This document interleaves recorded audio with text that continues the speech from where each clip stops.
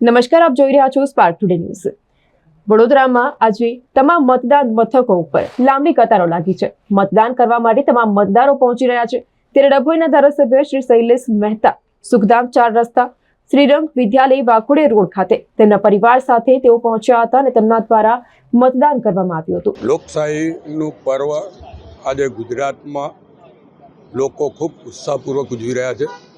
મોટા પ્રમાણમાં સવારે 7 વાગ્યાથી જ મતદાન શરૂ થઈ ગયું છે અને તમામ ગુજરાતીઓ એક જ આશા અપેક્ષા સાથે મતદાન કરી રહ્યા છે કે અમારો એક ગુજરાતી નરેન્દ્ર મોદી ત્રીજી વાર વડાપ્રધાન બનવા જઈ રહ્યા છે અને દેશના ચાણક્ય કહેવાય એવા અમિતભાઈ શાહ ફરીવાર ગાંધીનગરની સીટ પરથી રેકોર્ડ માર્જિનથી જીતવા જઈ રહ્યા છે અને એને લઈને સમગ્ર ગુજરાતમાં 25 સીટ પર ખૂબ મોટા પ્રમાણમાં લોકો મતદાન કરી રહ્યા છે।